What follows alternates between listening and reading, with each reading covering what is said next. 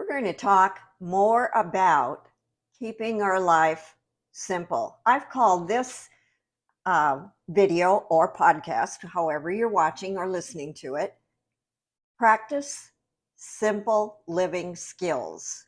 Learning how to do it and doing it, keeping our lives simple. And you know what? I was thinking the other day, our lives are never going to get more simple than they are right now unless we do something about it. It's up to us to do something about it. It's just going to get a little bit more complicated every day. So, to live the good life is a life that's in peaceful order and simple. So, it just produces a freedom in us and a joy. So, let's get with that again today. We're going to begin with our template. I've mentioned it so many times to you before, but it's a template. It's Psalms 139:16. You saw me before I was born. Every day of my life was written in your book.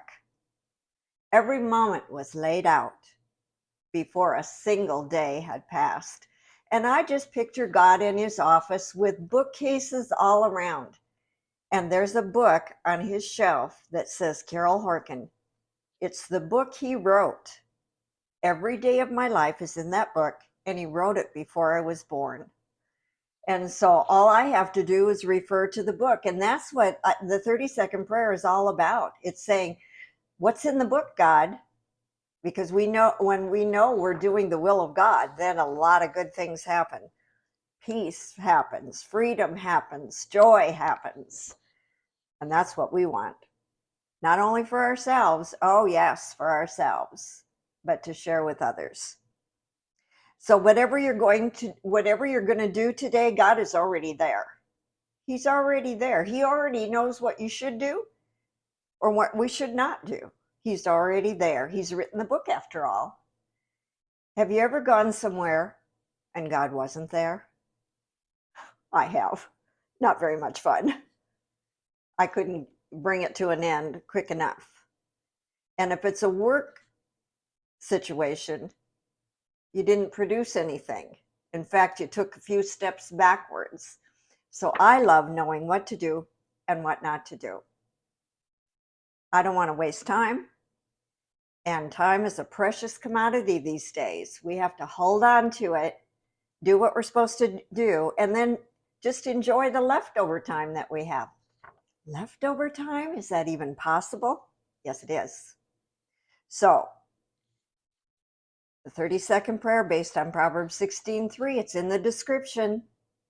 Commit your plans to God. Surrender. I even say to myself, don't let me have my own way. Not my will, but yours be done, God. Don't let me have my own way, because I know what that's like. It's called complication and setback and frustration. All of those things put together. And then I say to him, God, don't let me have my own way. I'm trusting you to know what to do today. So that 30-second prayer goes, Father, I commit my plans to you. Cause my thoughts to agree with that template.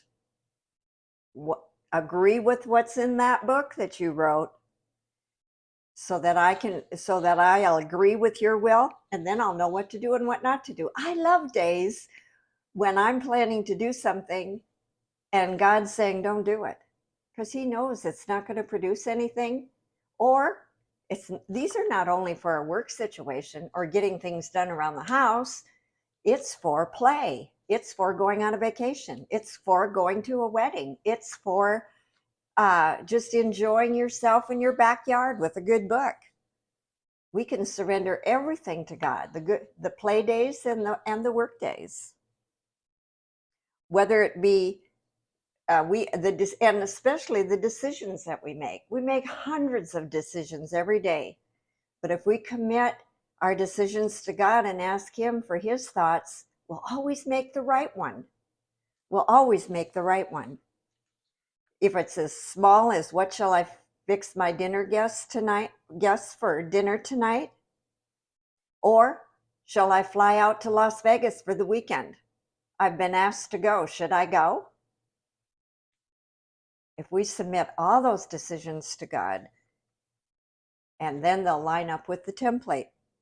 And if we practice with the little decisions, like what shall I have for dinner tonight, then when the big ones come along, we will already know how to do it. Our mind will just go right back to God the minute we have a big decision. And sometimes those big decisions catch us by surprise, and there's not time. We've got to make it like that.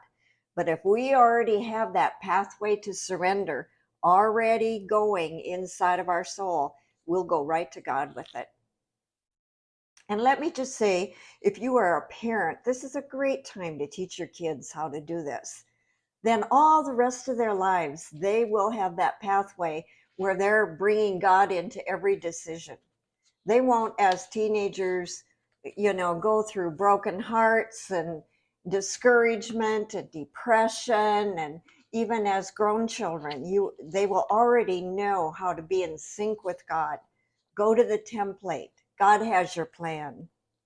And you can even do it as grandparents. And I realize that grandparents don't have much of a say. But if your grandchildren can see you doing it for your own life, they will learn to do it. And believe me, they watch. Even if you're praying over the food at the dining room table, they watch. They know how it goes. So when we're learning something new, it doesn't matter how old we are and how much experience we've had. But when we learn something new, we're standing next to that fourth and fifth grader, and we're learning right along with them. They're learning, and so are we. For example, if you are learning to snow ski, your instructor will start you out on level ground. First, you may only learn to put the boots on. Then get into position and shuffle your skis back and forth so you can get the feel of it on your feet. Then they might take you to a small decline so you know what it's like and how you can trust and be successful just to go a little ways. And then they might take you to the bunny hill and let you try it out. And you can watch a YouTube video and learn some of that.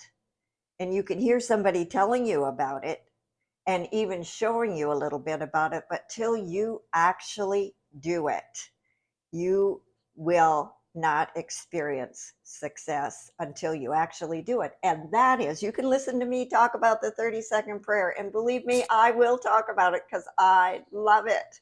And I want you to love it too. But if you never apply it, then you'll just be watching the YouTube video. You'll be getting it up here, but it won't be down in your heart. So don't do that. And let's not say, well, I've had years and years of praying, Carol. You don't have to teach me how to pray. I'm an intercessor. I'm a person of prayer. I learned this recently, and I'm up in years, and I feel younger than I've ever felt because this has given me so much freedom, and I want you to have that too. And I've even expanded that 30-second prayer. Sometimes I say, most often I say, Father, I commit my plans to you, cause my thoughts, my words, and my steps to agree with your will so I know what to do. I want all of that covered. So we were never meant to manage our lives ourselves, but we kind of fell into it. But if you've been applying Proverbs 16:3 to your daily life, you already know how much fun it is when life smooths out in front of you. And God sometimes adds, is this true for you? He sometimes adds little surprises just to delight you. Just to say, good job, Carol, I'm here. I'm here. And sometimes he says, keep on doing it. And see what else I have in store for you. See, life becomes an adventure. And sometimes I just say, that was very thoughtful of you, God. You didn't really need to do that extra little surprise for me, but you love me and you wanted me to know that we're in this together, and I'm very grateful for that. Life becomes complicated on its own. We already talked about that. You take the wrong job, complications. Say the wrong thing, complications. Date the wrong person, take the wrong flight, forget something at home that you need really bad. Complications. And you know what complications produce? Mental clutter. Mental clutter. So you have no room for joy, no room for peace, no room for thanksgiving up in that head of ours, because we're thinking, how are we going to manage this? How are we going to clean up this mess? How am I going to back away from this relationship? How am I going to? That's what we're consumed with. But if we're proactive and ask God to cause all of our thoughts to agree with His will before we even set out to do anything, then things will go smoothly and we'll have lots of room for that peace and joy. So every day, I would suggest to you, if you're just getting started or if you're already doing it, write down 3 things that you want to accomplish. And remember, it doesn't all have to be work. And then put them in order and just experiment with it. Just experiment. Say, Father, I surrender these things to you. It can be work things, it can be house things, it could be getting together with friends, and then just see how God works it out for you.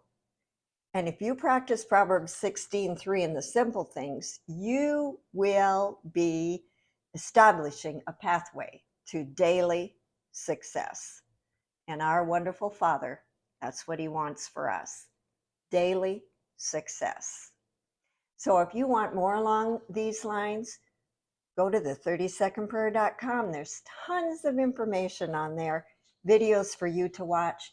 Go to YouTube and subscribe, and let's just really do this together so we can give God all the glory.